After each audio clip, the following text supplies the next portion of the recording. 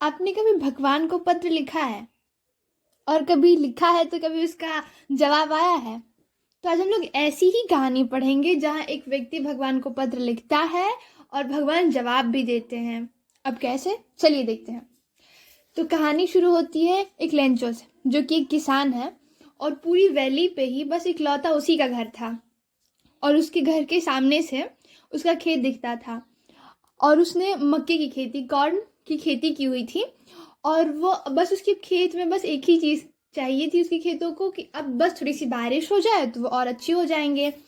तो ऐसे ही सब था। और लेंचू का सबसे बड़ा लड़का खेत में काम कर रहा था, बाकी बच्चे जो थे वो बाहर खेल रहे थे। तो लेंचू की पत्नी है, बुलाती है कि आइए सब लोग खा लो, डिनर कर लो।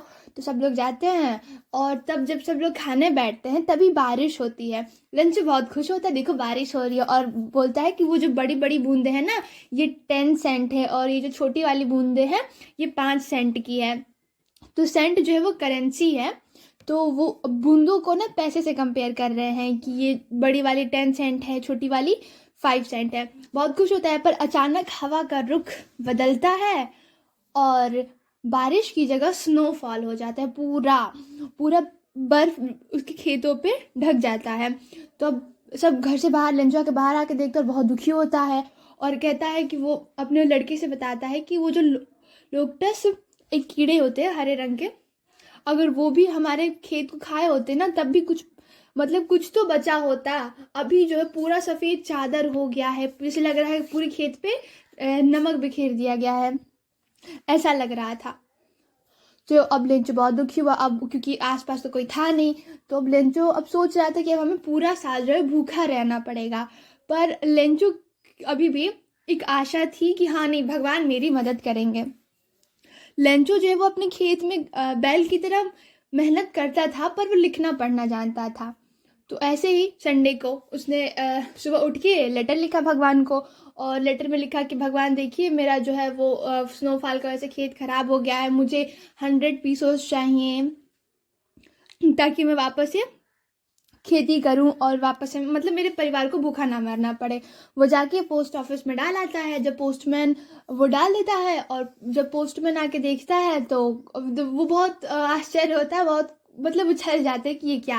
फिर वो पोस्ट मास्टर के पास जाता हुआ दिखाता है कि मैंने अपनी पूरी लाइफ में ये पता नहीं देखा, मैं कहाँ ले आके दूंगा। क्योंकि वहाँ पर पते पे वो भगवान का पता था और गॉड लिखा था। तो फिर पोस्ट मास्टर भी बहुत खुश हुआ और वो भी उछलने लगा। वो काफ़ी फैटी और नहीं फ्रेंड, मतलब फ्रेंडली जैसा था। तो खुश हो गया। फिर उसने एक बार अचानक रुक गया और बोला कि ये देखो कितने भगवान में कितनी ज़्यादा आस्था है इसकी, मतलब पूरा भरोसा है कि भगवान जो है वो इसकी मदद करेंगे। तो पोस्ट मास्टर सोचता है कि हमें इसकी आस्था को बरकरार रखने के लिए हमें इसकी मदद करनी चाहिए। तो वो लोग उतना नहीं, उन लोगों के पास उतना, एक ही व्यक्ति उतना पैसा नहीं दे सकता है। तो वो जितने भी पोस्ट ऑफिस के एम्प्लॉयज़ थे सबसे मिल के कुछ हर जगह से ला के वो 70 पीसोस जो हैं वो कलेक्ट करते हैं। अब 30 पीसोस नहीं हो मिल पाते हैं, पर 70 पीसोस ही मिल पाते हैं। उन लोग इकट्ठा करते हैं, फिर डालते हैं और लिफाफे में डाल देते हैं। फिर उसके बाद से वो जब अगले संडे को लंच आता है तो पूछता है कि क्या कोई लेटर आया है मेरे लिए। तो पोस्ट मास्टर जो पोस्टमैन होता है बोलता है हाँ ये लीजिए। तो जब पोस्ट मास्टर उसे देता है तो लंचो निकाल के काउंट करता है।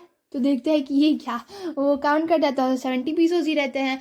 तो फिर वापस से वहाँ से लेता है कि एक पेन लेता है और पेपर, और लिखता है कि भगवान आप मुझे मेल के थ्रू पैसे मत दो, जो मेरे आपने मुझे एकदम सही सही पैसे दिए थे, पर पोस्ट ऑफिस एम्प्लॉयज़ जो हैं वो मेरे बाकी पैसे जो है वो चुरा लिए हैं।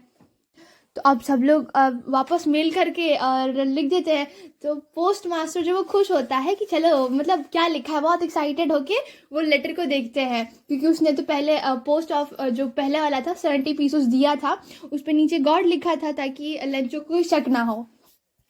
पर जब वो लेटर लिए और लेके खोले तो देख रहे हैं कि लंचो शिकायत कर रहा है कि भगवान मेल के थ्रू पैसे मत भेजो, ये पोस्ट ऑफिस एम्प्लॉय जो है वो मेरे पैसे ले ले रहे हैं। तो वो लोग अब आश्चर्य हुआ और यहीं पर कहानी खत्म हो गई। तो बताइए आपको कैसी लगी कहानी लेटर टू गॉड।